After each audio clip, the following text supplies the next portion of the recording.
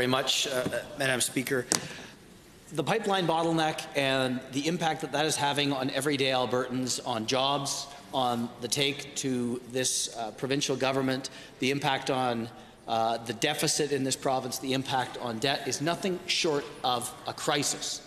And what's so tragic is it is a crisis that was absolutely avoidable. And there is plenty of blame to go around. It goes back to previous federal governments. It goes back to this government when they first came to power, not really being serious about making sure that pipelines got built. They didn't look over the shoulder of the federal government to make sure that the Trans Mountain regulatory process was done properly. Now, the Trans Mountain recent court ruling that stalled that project is not new law. The federal court did not make up new law. All they did was apply law that was found originally in the Northern Gateway case. So it was absolutely knowable by experts in Alberta Energy, by the minister and by the premier. They should have known that this pipeline was at risk if the regulatory process run by the Trudeau government was not executed properly.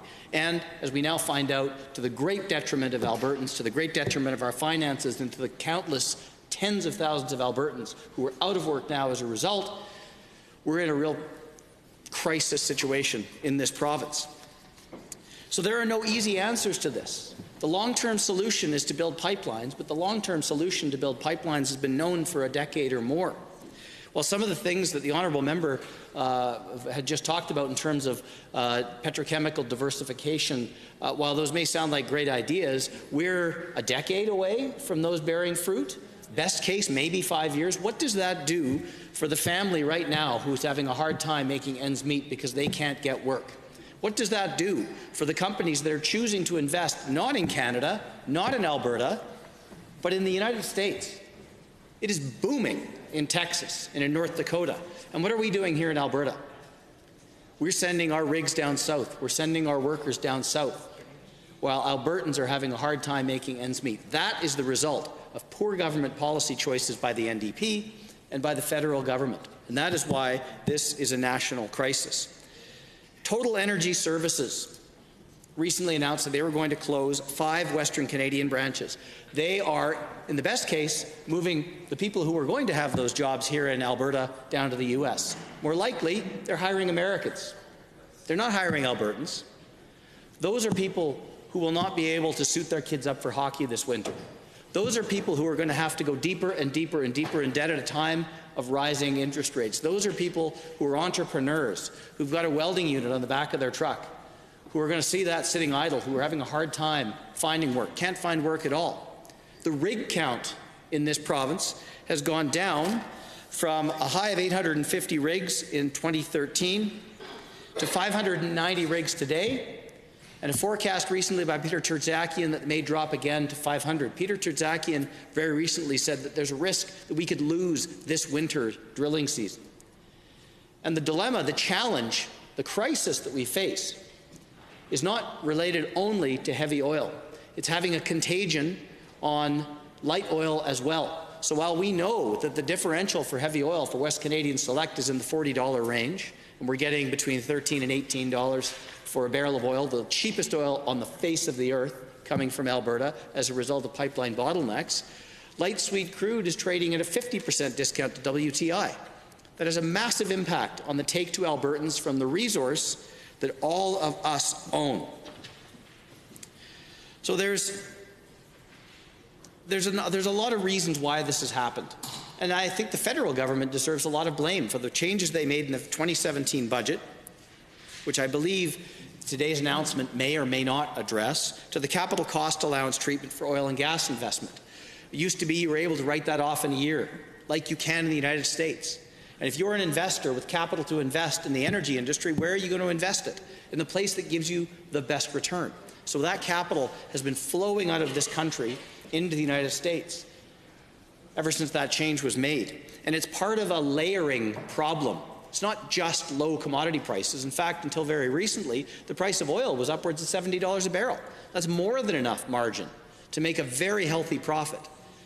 But it's the layering impact of labor law changes, of federal tax changes, of provincial tax changes, of hostile regulators, That makes it very, very difficult to do business in this province as it relates to oil and gas. So what's the answer? Scotiabank just today released a note that talks about the impact of the differential.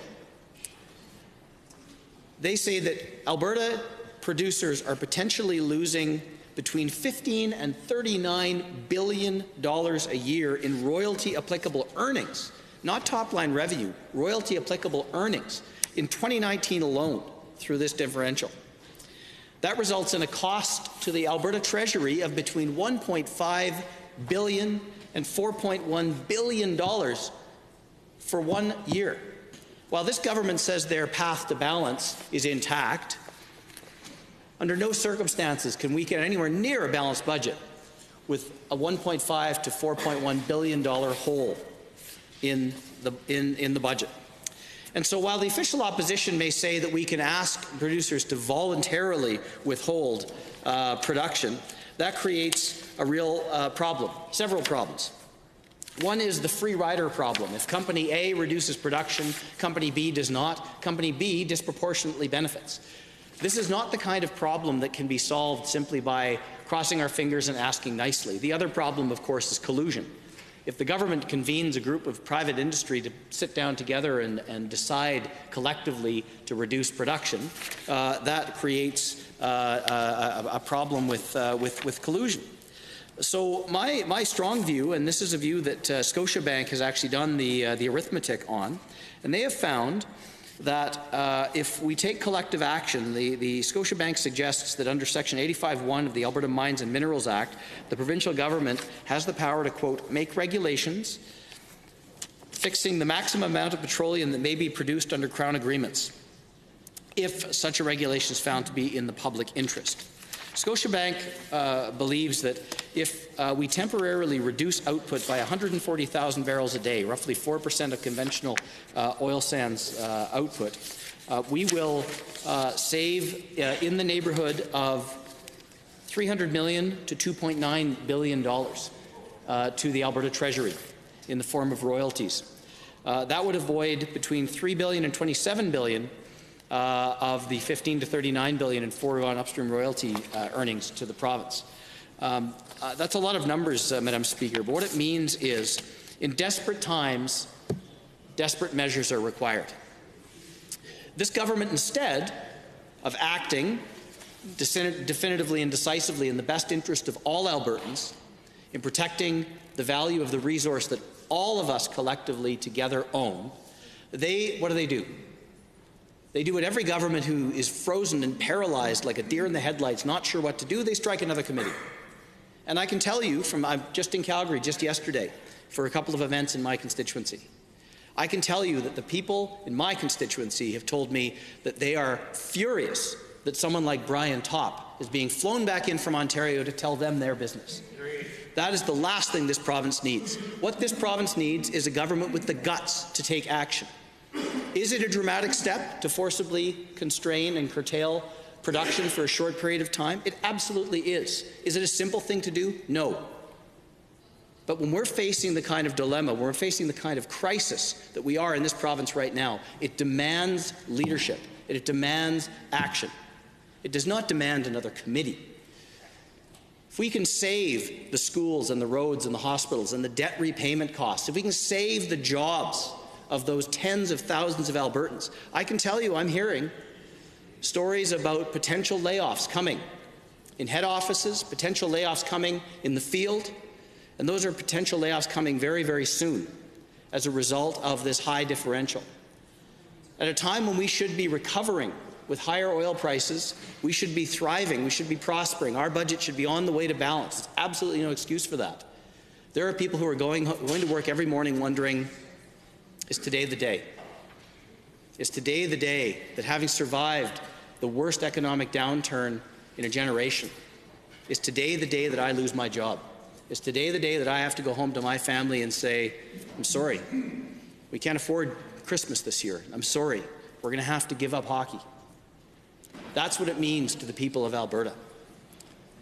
That is why this government needs to show leadership, take strong, definitive action and have a reasonable plan to curtail production, get the price back up, and keep Albertans working. Thank you, Madam Speaker. Honourable Minister of Environment. Well, thank you very